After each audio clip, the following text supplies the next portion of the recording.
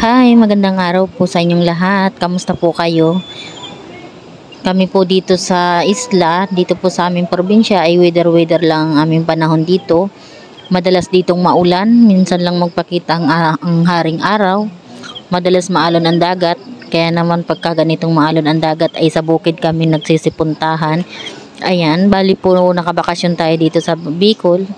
Ang inyong lingkod, ang bakasyonistang negra. Ayan, sa mga hindi po nakakaalam, ako po ay isang ordinaryong mamamayan lang po na nakatambay sa loob ng 4 na taon na tayong pagtitiis sa syudad. Ayan, biniyayaan tayo ng pagkakataon na makapagbakasyon po dito sa amin sa probinsya ng Bicol, dito po sa Libmanan. Ayan, bali po nagkataon na may nagpapaputi po ng sili, may nagpapapitas ng sili, kaya naman talagang grab natin yung pagkakataon dahil may minsan lang po ang mga ganitong mga pagkakataon po. Tapos syempre po sayang din ng sayang po ng kita habang nakatambay tayo at naglilibang, nag-i-enjoy po tayo sa mga ginagawa natin. Ay sa kabila po nun ay may kinikita tayo, pwede na pong pambaon-baon ng aking 2 estudyante na talaga naman na masakit din po sa bulsa ang pambaon nila araw-araw, ang pang-ulam-ulam. Kaya naman pag may mga ganitong talagang pagkakataon ay ginagrab natin. Sabihin nga po natin na kahit na kakaunti man ang ating kitain dito, at least po kahit papaano may napasok na pera sa akin, kahit po ito ay lamang barya-barya, talagang hindi ko po ito pinapalampas. Tapos sa kabila po talaga nito ay nag-i-enjoy po ako sa mga ganitong gawain dahil gustong gusto ko po ang mga ganitong gawain, kaya talagang sobra po talaga nare-relax ako, nag-i-enjoy ng sobra. Ayan, bali po shout out po sa mga nakasama ko dito, kay Tia, sa aming mga kapitbahay, ang aming mga lola, tapos ang aking hipag kasama ko po, tsaka ang aking mga pamangkin kasama ko po, ang mga pamangkin ko dito sa pag-akyat namin dito sa bukid. Ang yan hipag ko. Bali po dito sa pagdaan namin dito, bago po kayo makarating doon sa pagpipitasan naman ng sili, ay may nadaanan po kaming isang puno ng bayabas na talagang sobrang lalaki ng bunga. Nakaka-enjoy po talaga dahil libreng-libre lang po ang prutas dito, madadaan-daanan nyo lang po ang prutas. Talagang nakakasabit talaga mga ganitong gawain. Bago man lang po kami makarating sa bukid sa pagpipitasan namin ng sili, ay talagang busog na din naman dito sa daanan. Tapos sa kabila na nag-i-enjoy po ang mga bata, kaya naman talagang sobrang nakakatuwa at sobrang nakakahingal din po ang daan na ito. Pero talagang sige lang, dahil kumbaga po ay exercise na ito ang pabalik-balik sa bukid. Talagang ang sarap pagpawisan po. Tapos sa pagbaba naman marami kang mabibit-bit na mga panggulay, talagang libreng-libre na. Sabi ko nga, paulit-ulit ko nga po sinasabi na pag dito sa probinsya, basta masipag lang, may bigas ka lang po dito, ang ulam dito ay libreng-libre, talagang makukuha lang sa kapaligiran. Ayan, tapos namulot din po kami ng mga hulog na pili, talagang madami kang makakukuhang pagkain dito. Ayan, bali paakyat na po tayo sa ating pagpipitasan ng sili. Bali po ang pipitasin pala naming sili ay siling labuyo. Bali papitas lang po ito ng may-ari ng tanim.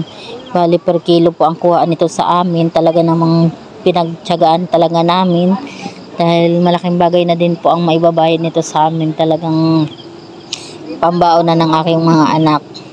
Po, ako po sa mga hindi nakakaalam, talagang po ako sa mga ganitong gawain. Kahit po kakaunti ng aking kikitain, basta talaga pera, pinapatos ko po talaga. Kilalang kilala po ako ng mga nakakakilala sa akin kung anong klase akong tao. Pagka talagang pagkadating na mapagkakakitaan, kasipagan lang din naman kung hindi po talaga maikakaila sa akin. Ayoko po talaga nang wala akong ginagawa. Siguro po iba-iba talaga tayo. Ayan, bali nag-uumpisa po kami sa pagpipitas.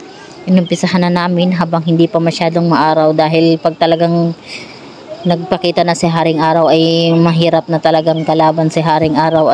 Pero pag sanay ka na, Bali wala na lang po. Tapos bali sa mga oras na ito ay maghapong hindi umaraw, sakto lang po ang panahon, hindi rin naman masyadong lumakas ang ulan, pero ayos naman, nakasurvive naman po ang aming buong maghapon dito. Bali po ayan, kasama namin ang dalawang pamangkin.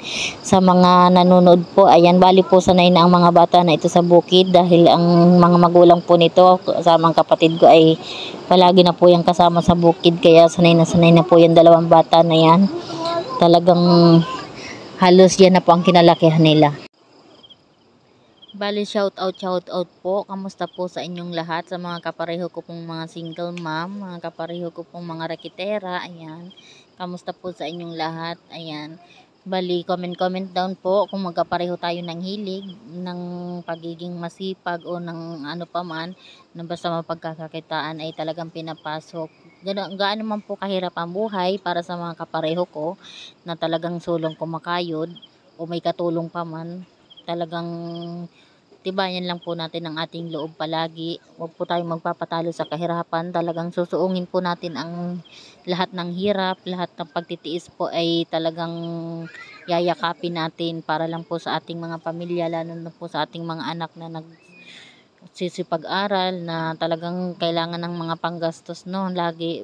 Bali, shout out din po sa mga katulad nating mga magulang na talagang taong bahay lang, sa bahay lang lagi, na mga nag-aasikaso lang sa kanilang mga pamilya at mga anak. Ayan, bali nakaka-proud din po talaga kayo na kahit po nasa loob lang kayo ng bahay, sinusuportahan lang po kayo ng inyong mga asawa. Sobra pong nakakabilib din po ang ginagawa nyo sa araw-araw. Tapos po, bali po sa mga katulad ko na halos walang tigil din sa pagrarakit, sa paghahanap buhay para lang po makatulong. Siguro po iba-iba po tayo ng mga tunguhin sa buhay, ng mga gagampanan natin. Pero sabi ko nga po, kahit talagang sobrang nakakapagod, laban lang. Kahit minsan ako'y napanghinaan na din ang loob, lalo na wala din akong trabaho sa ngayon, nakabakasyon tayo, madami akong inaasikaso. Ang lagi ko lang pong inire-request, lagi kong ibinibulong talaga kay Lord na sana sa pagbabalik ko ulit sa trabaho, makaswerte po ako talaga, palarin ako. Iyon lang po talaga ang hinihingi ko, palarin ako sa susunod kong pagtatrabahuhan para po sa aking pamilya, sa mga anak ko, na talagang mabigyan din po natin ng sapat para sa kanilang pag-aaral, no po. Kaya sa mga laban lang tayo palagi. Ayan. Bali mga kaibigan, 2 araw po pala kami namitas dito ng sili. Pero kasama ko po dito ang aking panganay na anak. Ayan, napakaganda ng aking anak. Ayan, bali kasama ko po siya, katulong-tulong ko po siya sa pagpitas ng sili. Malaking tulong din po, gawa ng nakailang kilo din po kami. Dahil din sa pagtulong niya, sa pagtiyaga niya, para daw may pambaon din siya.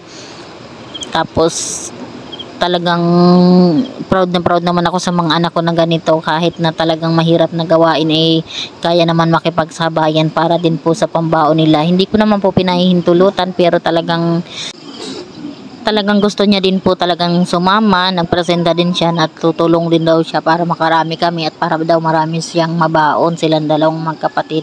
Kaya naman talaga nagising kami ng maaga para pumunta sa bukid. Talaga nasama siya, nagising siya ng maaga, marunong siya mag-alarm, nag-alarm talaga siya para hindi daw siya maiwanan. Nasama talaga siya sa akin na tulong, kahit na medyo mainit ang panahon, medyo inaabot kami ng ulan. Salamat sa Diyos dahil sa 2 araw naming bilad sa ulan, talagang inaulanan kami na arawan, pero talagang sulit naman yung aming gawa ng nakarami din naman kami, kahit pasabihin na mura nga po yung sa amin, pero talagang tiyaga lang para po sa pambaon nila. Ayun, na-survive naman po namin yung 2 araw. Tapos sobrang saya din po ng aming banding. Ayan, si Tia po, busy sa pamimbitas ng sili. Ayan, kanya-kanya po kaming ganap dito at kanyang-kanyang puno. Tapos bali mga kaibigan, kami po ay nagbabaon na lang ng aming pananghalian para po hindi na kami maabala sa pagluluto. Nagbaon na kami ng pananghalian namin, ng ulam, para po pagdating ng tanghali, kakain na lang po kami. Ayan ang aking pamangkin, talagang sanay na din sumama sa amin sa bukid. Bali napakarami po ng bunga ng sili dito guys. ano po, talagang hitik na hitik. Bahala kang manawa ka sa kakapitas, talagang tiyaga lang. Ayan. Bali mga kaibigan, alas 5 na po ito ng hapon, kaya oras na po ng aming pagsisiuwian. Bababa na po kami sa aming lugar mula sa bukid. Ayan, dala-dala na po namin ang aming mga panggulay. Ayan, aming mga kasama. Yung mga gayakan na po kami pababa, gawa ng aabutin ka ko kami ng gabi. Kaya sabi ko, magsibaba na kami. Bali po, wala naman isang oras ang pagbaba dahil mabilis na po ang pababa. Sa pahon lang talaga po mahirap maglakad. Ayan, kaya talagang mga alas 6 ng hapon dito ay medyo maliwanag pa, kaya hindi pa masyadong nakakatakot ang daan. Bali ano naman po dito, ligtas naman din ang daan. Ayan guys, bali bitbit ko na po dito ang aking napitas na sili, napitas namin ng anak ko. Bali po nung tanghali ay may naiwan na kami doon sa kubo na aming pinagtuluyan, kaya naman medyo kaunti itong aking bitbit. Bali dadaanan pa po namin yan, yun sa pinag-iwanan namin. Bali ayan mga kaibigan, hanggang dito na lang po tayo. Salamat po sa inyong suporta at sa panonood. Salamat po. Sana po ipatuloy nyo akong suportahan at panoorin ng buo ang aking video. Bali po, salamat po ng marami. Ayan. Baba na po kami. Bye-bye.